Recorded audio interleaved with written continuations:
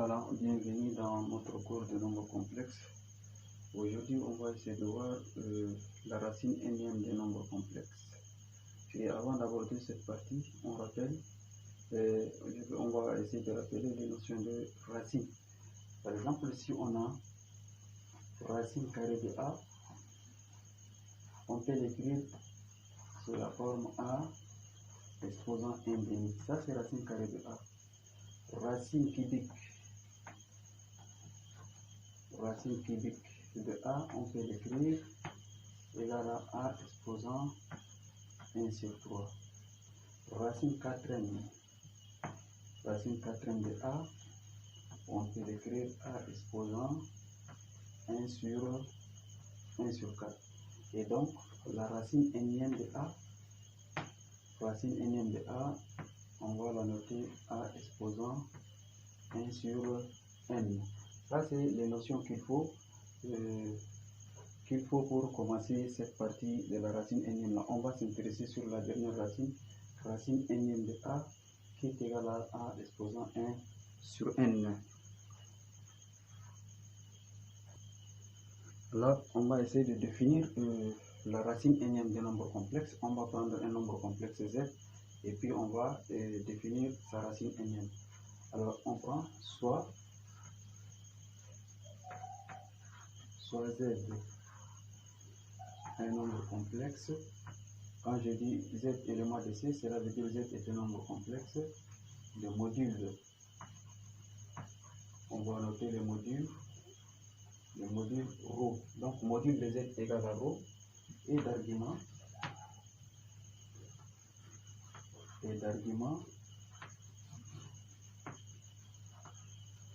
l'ensemble des arguments de Z là, on va noter θ plus dkπ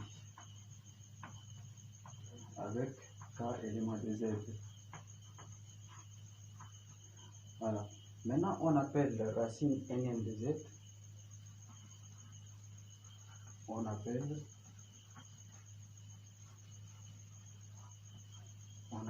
racine énième de Z. On va noter cette racine là, noter ZK, Z indice K. Cette racine là, on va noter Z indice K tel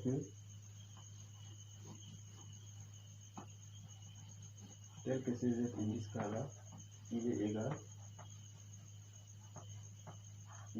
à racine énième de ρ, c'est-à-dire racine énième de module de Z en facteur de cosinus de θ sur n plus dkπ aussi sur n plus I sinus de θ sur n plus dkπ aussi sur n. Voilà, ça c'est racine énième de Z. Zk égale à racine énième de ρ en facteur de cosinus de θ sur n plus dkπ sur n plus I sinus de θ sur n plus dkπ sur n. Avec K, le K il varie de 0 jusqu'à n-1. Cela veut dire lorsque la valeur de petit n égale à 3, K va être égal à 0, 1 et s'arrête au niveau de 2. On va s'arrêter à n-1. Donc c'est ça la racine énième d'un nombre complexe Z. Alors on va essayer de démontrer pourquoi on a dit la racine énième égale à ça. Alors, preuve ou bien la démonstration.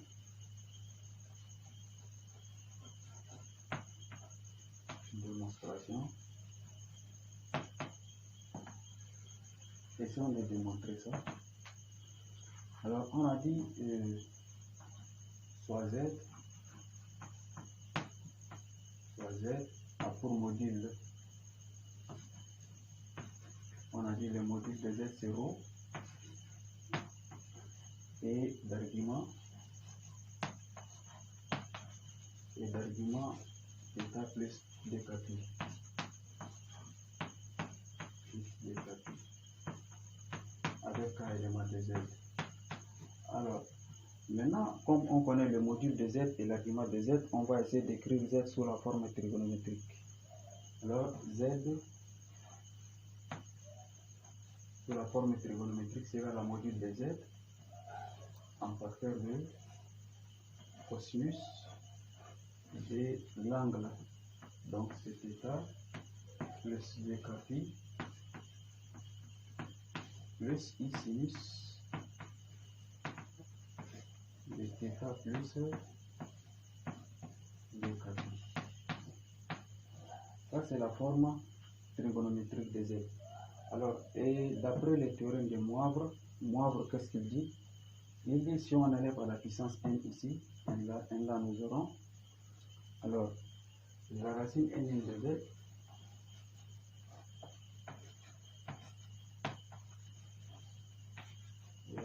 n de z, et on a dit z exposant 1 sur n.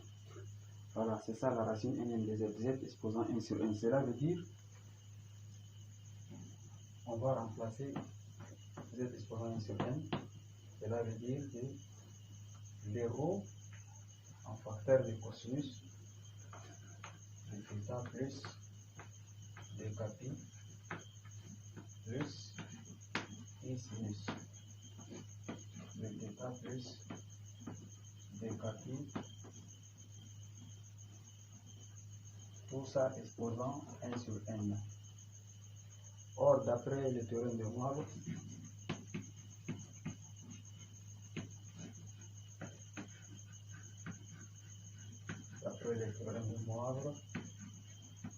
Moivre, lui, il dit que la puissance qui est ici va venir multiplier les angles. Donc, nous aurons z exposant 1 sur n là égale ρ exposant 1 sur n en facteur de cosinus de θ plus d capi plus I sinus de θ plus d capi, tout ça exposant 1 sur n. Et d'après Moivre, nous aurons 1 sur n là va venir multiplier les angles qui sont ici. Donc cela va nous donner ρ exposant 1 sur n cosinus de θ plus d capi sur n, ça c'est d'après Moivre, plus I sinus de θ plus d capi sur n aussi.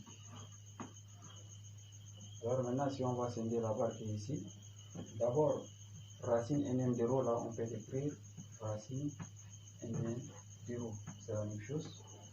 Facteur de cosinus θ sur n plus d capi sur n aussi plus I sinus θ sur n plus d capi sur n aussi. Voilà.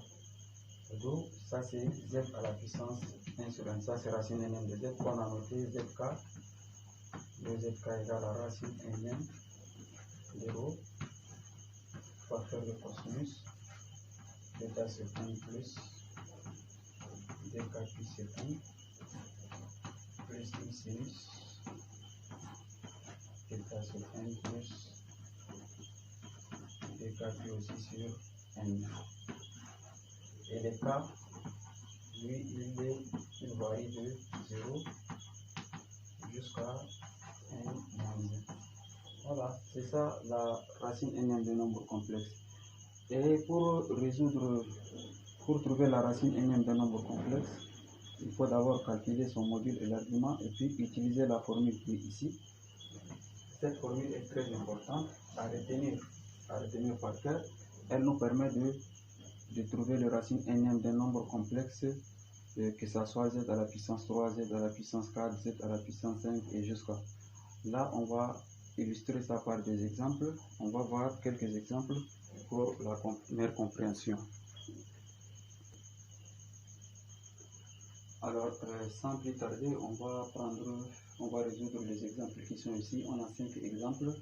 Sans plus tarder, on va commencer par le premier exemple. A, on nous demande de résoudre l'équation z au cube qui est égal à 8. Là, on va utiliser la racine énième. Ici, lorsque vous avez ce genre d'équation, la première des choses, il faut calculer le module et l'argument de z au cube. Alors, module de z au cube, vous voyez, le module de z au cube là, module de cette partie c'est égal à 8. Et argument de z au cube,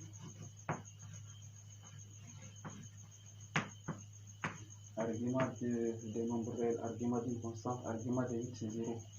Donc θ égale à 0. Ici, le module ρ c'est égal à 8. On a n, c'est la puissance égale à 3.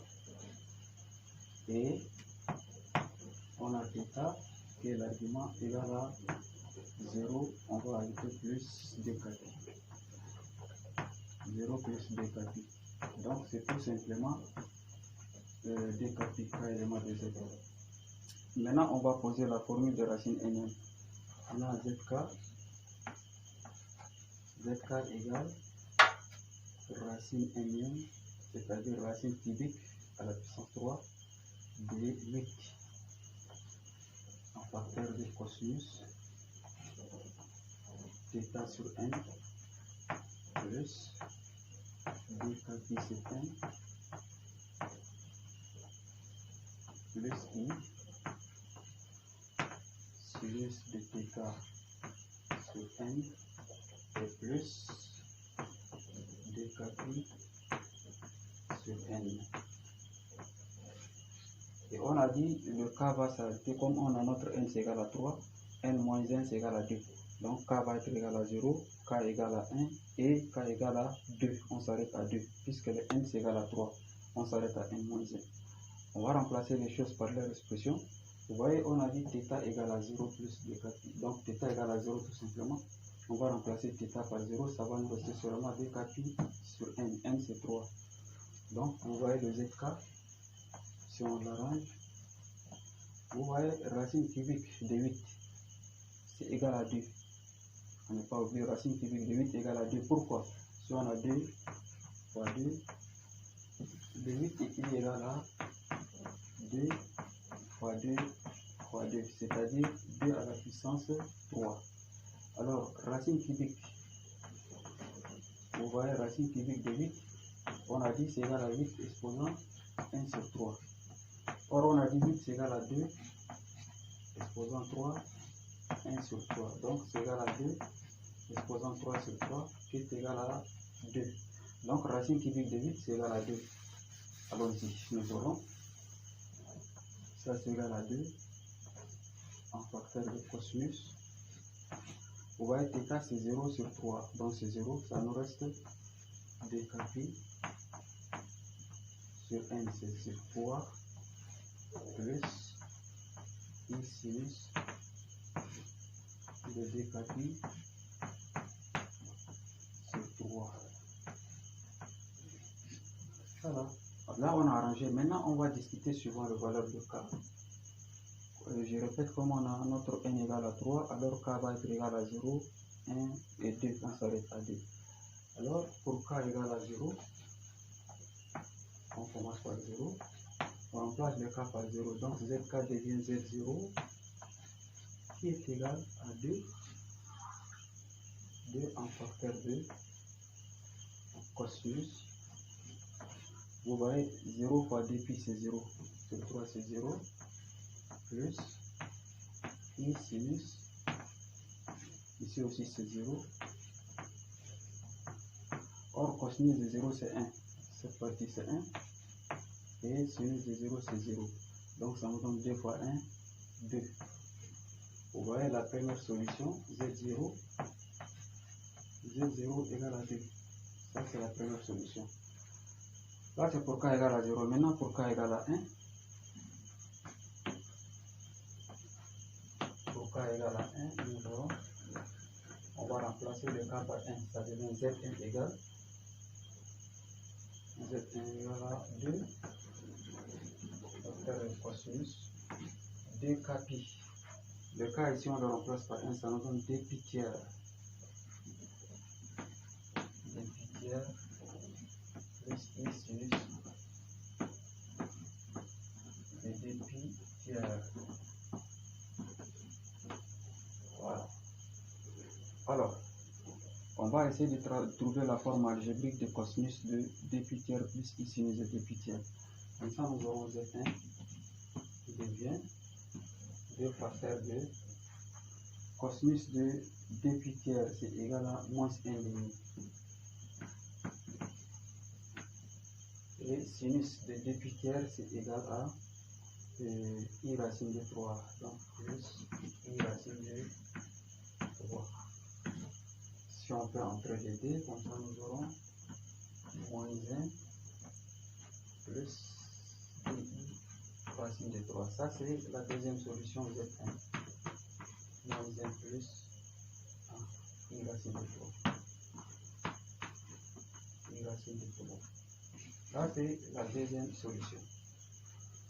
Enfin, pour k égale à 2, on va s'arrêter à k égale à 2, puisque on s'arrête à n moins 1, notre n c'est égal à 3.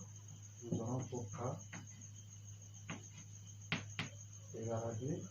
Alors, le zk devient z2 qui est égal à 2 en facteur de cosinus de 2k pi. Le k ici on le remplace par 2. Nous aurons 2 fois 2, 4 fois pi, 4 pi sur 3. Là nous aurons 4 pi sur 3 plus i sinus aussi de 4 pi sur 3 aussi. Alors la forme algébrique de cosinus de 4 pi sur 3 et sinus de 4 pi sur 3, ça va nous donner Z2 égale 2 facteur de cosinus de 4 pi sur 3, ça nous donne moins 1 demi. Et sinus plus i, sinus de 4 pi sur 3 c'est moins racine de 3 demi, donc moins i racine de 3 demi. Si on fait entrer les deux, comme ça nous aurons moins 1 moins i racine de 3. Ça c'est Z2. Et donc l'ensemble des solutions c'est Z0. Z0 qu'on a trouvé 2. Z1 qu'on a trouvé moins 1 plus i racine de 3. Et Z2 c'est moins 1 moins i racine de 3. Voilà, comme ça on a résolu l'équation z au cube égale à 8. Alors on va passer sur la deuxième équation z au cube égale à i. Alors z au cube égale à i. Alors comme on a fait tout à l'heure, on va calculer le module de z au cube et l'argument de z au cube. Alors vous voyez le module de z au cube est égal à module de i. Or, le module de i c'est 1. Et argument de z au cube,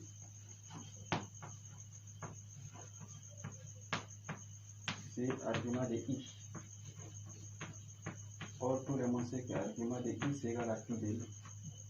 Donc, argument de i c'est égal à pi de i et module c'est égal à 1. Alors là, on voit module c'est rho. Rho égale à 1 et θ égale à pi sur 2. Et notre n c'est égal à 3, c'est la puissance. Alors on va poser la formule de la racine n. Nous aurons zk égale à racine n de rho en facteur de cosinus θ sur n plus 2k pi sur n aussi plus i sinus de θ sur n plus 2k pi sur n. Voilà. On va essayer de remplacer n par son expression, rho par son expression, θ par son expression. Comme ça nous aurons zk devient racine n sur 3, donc ça c'est les racines cubiques de 1 en facteur de cosinus Theta c'est pi demi, donc nous aurons pi demi divisé par n, c'est 3, plus 2kpi, 2kpi sur n sur 3 aussi, plus pi sinus de θ, c'est-à-dire pi demi sur 3, plus 2kpi sur 3 aussi. N'oubliez pas que les cas, comme notre n c'est égal à 3, les cas varient de 0 jusqu'à 2. Or, racine cubique de 1 c'est égal à 1. 1 c'est une élément neutre pour la multiplication, donc zk égale cosinus pi demi sur 3, ça nous donne, on multiplie par l'inverse, ça nous donne pi sixième. Vous voyez, pi sixième plus 2kpi sur 3 plus i sinus de pi sixième aussi plus 2kpi sur 3. Ok. À partir de là, on va maintenant poser pour k égale à 0, trouver z0, pour k égale à 1, trouver z1, pour k égale à 2, trouver z2. Alors, pour k égale à 0, nous aurons z0 devient, on remplace là où il y a k par 0, donc nous aurons cosinus de pi sixième. Or, 2 fois 0 fois pi c'est égal à cette partie égale à 0, cette partie aussi égale à 0, nous aurons cos de pi sixième plus i sinus de pi sixième. Alors, la forme algébrique c'est égal à la racine de 3 demi plus 1 demi de i. Et je rappelle que donner la forme algébrique n'est pas obligatoire, on peut conserver aussi la forme trigonométrique. On peut dire z0 égale à cos de pi sixième plus i sinus de pi sixième tout court. On n'est pas obligé de traduire à la forme algébrique. Maintenant, pour k égale à 1, nous aurons z1 devient cosinus de pi sixième plus. Maintenant, on va remplacer le k ici par 1. Ça nous donne 2 fois 1, 2 fois pi. Ça nous donne 2 pi sur 3 plus pi sinus pi sixième plus 2 pi sur 3. Alors maintenant, ici, on va essayer de réduire au même dénominateur. On multiplie le 3 là par 2, ça devient 6. Et le 2 pi par 2 aussi, ça devient 4 pi. Comme ça, nous aurons z1 devient cosinus pi sixième plus 4 pi sixième plus i sinus. La même chose, pi sixième plus 4 pi sixième. Comme on a un même dénominateur, on écrit sur une seule voie 1 pi plus 4 pi, ça nous donne 5 pi. Sixième plus i sinus de 5 pi sixième. Alors la forme algébrique de cosinus de 5 pi sixième, cosinus c'est égal à moins racine de 3 demi. Et sinus c'est 1 demi, donc nous aurons plus 1 demi de i. Voilà, ça c'est z1. Enfin, pour k égale à 2, nous aurons z2 devient cosinus de pi sixième plus, là où on a 4 pi, donc on donne 2 fois 2, 4 fois pi, ça nous donne 4 pi sur 3 plus 4 pi sur 3 plus i sinus de pi sixième plus 4 pi aussi sur 3. Alors on va essayer de réduire le même dénominateur. Nous aurons cosinus de pi sixième, on multiplie par 2, 2, nous aurons 2 fois 4, 8, 8 fois 6 plus i sinus de pi sixième plus 8 pi aussi sur 6. Comme on a un même dénominateur, on a pi plus 8 pi, ça fait 9 pi sur 6. Or, 9 pi sur 6, on divise par 3, 323 pi demi. Cosinus de 3 pi demi plus 10 sinus de 3 pi demi. Or, cosinus de 3 pi demi c'est égal à 0. Sinus de 3 pi demi c'est égal à moins 1. Moins 1 fois i, c'est moins i. Donc, l'ensemble des solutions z égale z0. Le z0, on a la racine de 3 sur 2 plus 1 demi de i. Z2, c'est égal à moins la racine de 3 demi plus 1 demi de i. Et z3, c'est moins i. Voilà, ça, on a résolu l'équation z au cube égale à i, en utilisant bien sûr la racine énième du nombre complexe. Maintenant, on va résoudre la question C, aussi en utilisant la racine énième.